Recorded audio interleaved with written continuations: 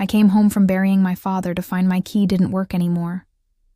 My mother-in-law stood in the doorway of my own living room, arms crossed, and said, "This is a family house now, Emily. It's time you understood that." What she didn't know was that the deed in the county recorder's office had never once had her family's name on it. Not hers, not her husband's, not even mine and my husband's together. Just mine. And by the time I finished making 3 phone calls that night, she'd understand exactly whose house she'd just been standing in. If you enjoy stories where betrayal never goes unpunished, subscribe. We've got many more stories just like this. My name is Emily Carter, 33 years old.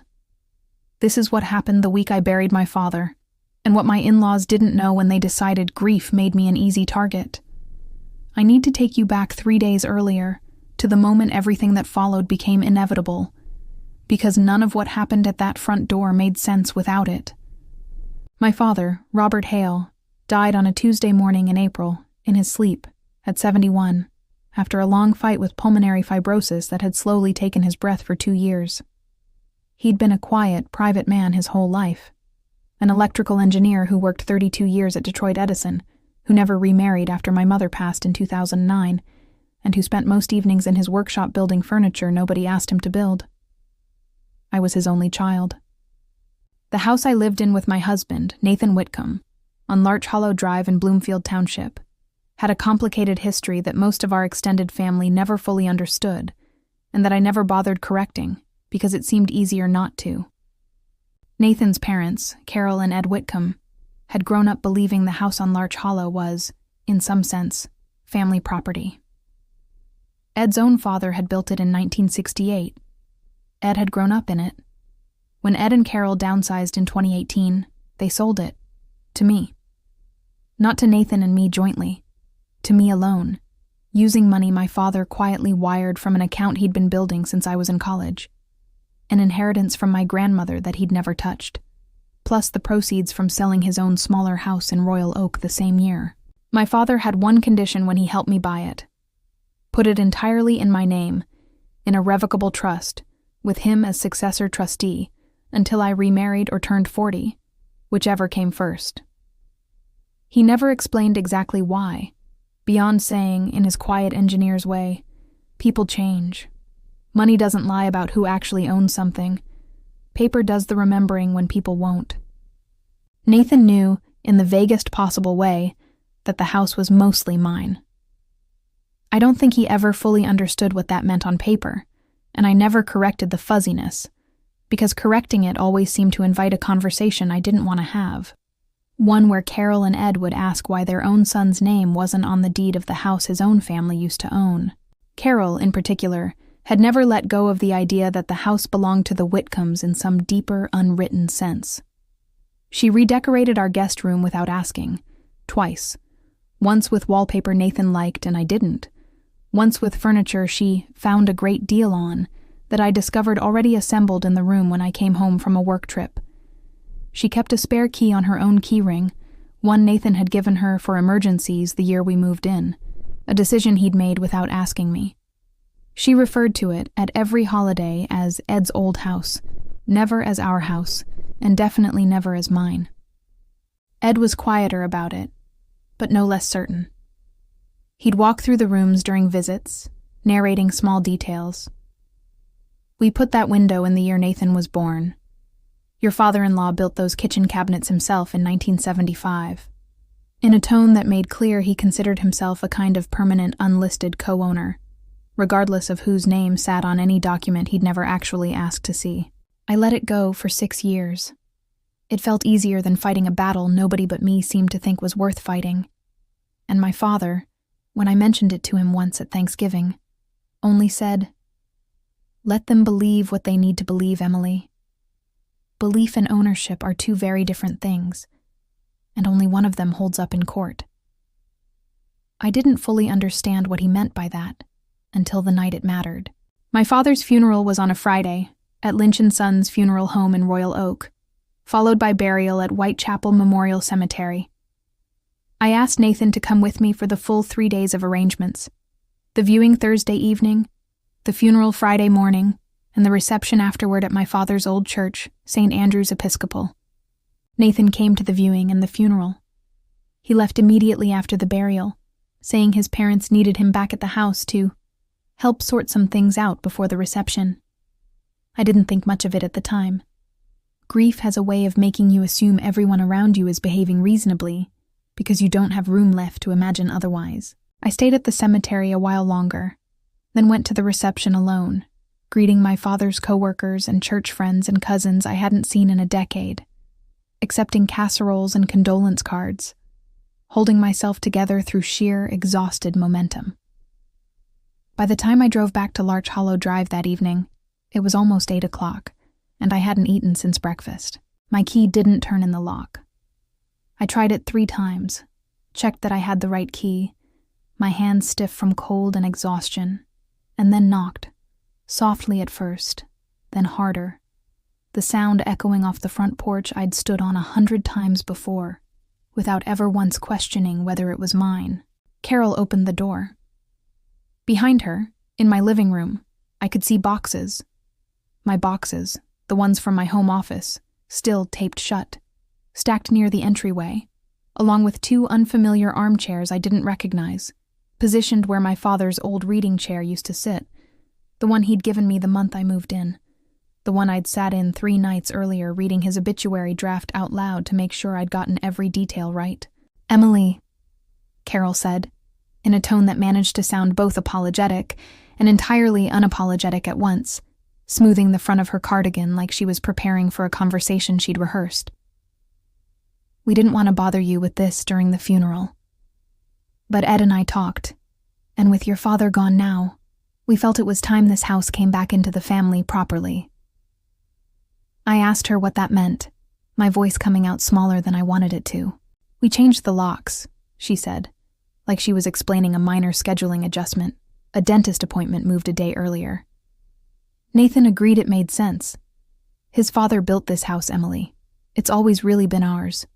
We think, going forward, it makes more sense for us to be here, and for you and Nathan to find something more suited to just the 2 of you. I stood on my own front porch, still in the black dress I'd worn to bury my father 6 hours earlier, mascara likely streaked from the burial I hadn't fully composed myself from, being told by his widow's replacement in every sense that mattered, my mother-in-law, that I no longer had the right to walk into my own home. "This is a family house now, Emily," she said again, softer this time, almost gentle, like she thought gentleness made it kinder. "It's time you understood that." I could hear, faintly, a television playing somewhere behind her. My television, tuned to a channel I never watched, already claimed by someone else's evening routine on the same day I'd watched my father's casket lowered into the ground. If you were standing on that porch, in that dress on that day, would you have argued right there, or walked away and come back with something stronger? Let me know in the comments, because what I did next surprised even me. I didn't argue. I didn't cry. I didn't try to push past her. I turned around, walked back to my car, and sat in the driver's seat in my dead father's driveway, because that's genuinely where I went, without fully deciding to. And I called the one person who'd know exactly what to do with a locked door and a deed that said my name and nobody else's. Her name was Diane Wexler, a real estate and trust attorney at Wexler & Cho, who had helped my father set up the original trust 7 years earlier. I'd met her twice. Once at the closing, once at a follow-up meeting my father insisted on the year he got his diagnosis, when he updated the trust to name me sole trustee outright, effective immediately upon his death, removing the remarriage or age 40 condition entirely. I hadn't thought about that update in months. I hadn't needed to. Diane picked up on the second ring, even though it was almost 9 at night. I told her what had happened. She was quiet for a moment, then asked one question. "Emily, do you have your copy of the trust certification and the deed with you, or can you access them tonight?" I told her I had photos of both on my phone, save the week my father updated everything. "Good," she said. "Then legally, As of your father's death 3 days ago, you are the sole trustee and sole beneficial owner of that property. Outright, no conditions remaining. Whoever changed those locks changed the locks on a house that isn't theirs, isn't your husband's, and isn't jointly owned. It's yours. What they did tonight isn't a family disagreement, Emily. It's a lockout of a property owner from her own home, and depending on how Michigan's landlord-tenant statutes intersect with the fact that no lease exists here at all, we may actually be looking at something closer to unlawful entry and trespass on their end, not yours. I asked her what that meant I could actually do, tonight, exhausted, still in a funeral dress, sitting in a cold car. Tonight, she said, you call the Bloomfield Township Police non-emergency line. You explain that you are the sole legal owner of the property and have been denied entry, and you ask them to stand by while a locksmith restores your access. Michigan law doesn't require your in-laws' permission for you to re-enter property you solely own. It requires the opposite. Their presence there, once you assert ownership and they refuse to leave, becomes the trespass. I called the Bloomfield Township Police non-emergency line at 9:14 that night. A dispatcher took my information, and 20 minutes later, 2 officers, a woman named Officer Alicia Reyes and a younger officer named Marcus Doyle, met me in the driveway. I showed them the photos of the trust certification and the deed on my phone, my hands still cold, my voice still catching every few sentences. Officer Reyes called it in to confirm the property record with the county, which took another 15 minutes, standing in the cold, my father's funeral flowers still wilting slightly in the back seat of my car, where I'd forgotten to bring them inside. The county record confirmed it in under 2 minutes once they pulled it. Emily R. Carter, sole owner, trust conveyance recorded the previous November. Officer Reyes read the entry back to me twice, like she wanted to be certain I understood it as clearly as she did before she walked up to that door. I called a 24-hour locksmith, a small operation out of Troy called Whitfield Lock and Key. No relation to my in-laws, a coincidence I noticed even through my exhaustion. And while we waited the 40 minutes for him to arrive, Officer Doyle knocked on my own front door and asked Carol and Ed to step outside to speak with him. I watched, from the driveway, as my mother-in-law's face changed in real time, watching a uniformed police officer explain, calmly and without any room for negotiation, that the property records showed sole ownership under my name, that changing locks to exclude a legal property owner constituted a serious civil matter regardless of family relationship, and that they had a choice: leave voluntarily that night, or be formally asked to vacate with the possibility of trespass charges if they refused. Ed didn't say much. He looked, more than anything, like a man realizing a story he'd told himself for 6 years had just collapsed in front of 2 police officers and a locksmith, his jaw working silently, like he was rehearsing arguments he already knew wouldn't matter here. Carol tried one more angle, turning to me directly, her voice cracking in a way I'd never heard from her before, one hand reaching toward my arm before stopping midway, like she'd remembered too late that she no longer had the standing to touch me like family. Emily, please, this is Ed's childhood home. Doesn't that mean anything to you? It meant something to me for 6 years, I said. Enough that I let you keep a key, let you redecorate rooms that weren't yours to redecorate, let you call it Ed's house at every holiday while I said nothing. Today you used my father's funeral as the day to take it from me completely. That's what it means to me now. Officer Reyes gave them 15 minutes to gather essential belongings, while Officer Doyle stood near the door, not unkind, but clearly unmoved by anything either of them said after that. Ed asked quietly whether they could at least come back for the rest of their things later in the week. I told them yes, with notice, arranged through me directly, not through a key they no longer had. Nathan arrived 20 minutes later. Carol had apparently called him the moment the officers showed up, and stood in the driveway looking, for the first time in 6 years of marriage, genuinely uncertain of which direction to walk. He asked me, quietly, if we could talk without an audience. I told him we absolutely would, but not that night, and not until he decided whether helping his parents sort some things out during my father's funeral reception had been a decision he'd made with me in mind at all, or one he'd made assuming I'd simply absorb it the way I'd absorbed everything else. The locksmith finished at 11:40 p.m. Carol and Ed left with 2 suitcases they'd apparently packed in advance, which told me more about how long this had been planned than anything either of them said out loud. I stood alone in my living room at midnight, still in my funeral dress, my father's old reading chair pushed against the wall to make room for 2 armchairs that weren't mine. And I sat down on my own floor and cried for the first time all day. Not for the house, but for him, finally, with no one left to perform composure for. I moved my father's reading chair back to where it belonged the next morning, before I did anything else, wiping down the 2 unfamiliar armchairs and carrying them out to the garage myself, rather than let Nathan touch anything that still felt tainted by that night. Nathan and I spent the following 6 weeks in couples counseling with a therapist named Dr. Wanda Price, working through what it actually meant that he'd agreed to lock me out of my own house on the day I buried my father, and what it meant that some part of him had assumed I'd simply forgive it the way I'd forgiven 6 years of smaller versions of the same thing.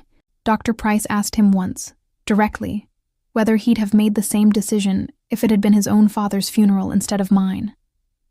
Nathan sat with that question for a long time, before admitting, quietly, that he probably wouldn't have. That some part of him had unconsciously treated my grief as less urgent than his parents' comfort, a pattern he said he hadn't recognized in himself until it was said out loud in a room with a stranger watching. Diane helped me formally document, in writing, exactly what Ed's childhood home actually was under the law now. My father's gift, held in trust, solely mine. And sent a short, unambiguous letter to Carol and Ed, clarifying that any future entry to the property required my direct invitation. Revoking the spare key permanently through a formal notice neither of them could later claim confusion about. Carol has apologized twice since that night. Once in a card that arrived 3 weeks later. Once in person at a birthday dinner, neither felt fully sincere, though the second one came closer, her voice actually breaking somewhere in the middle of it. Ed hasn't apologized at all, though he's stopped calling it his house, referring to it now, carefully, as your place, whenever it comes up. Nathan and I are still married, still working through it, though some trust doesn't come back at the same speed it left, and I've noticed he calls before visiting his parents now instead of simply going, a small change that means more to me than it probably should. What would you have done in my place? Let me know in the comments. And if this story touched you, share it with someone who believes truth always wins. My father spent 7 years quietly making sure paper would remember what people might one day choose to forget. And it turned out he was right to worry, exactly once, on the worst night of my life, when it mattered more than either of us ever expected it to.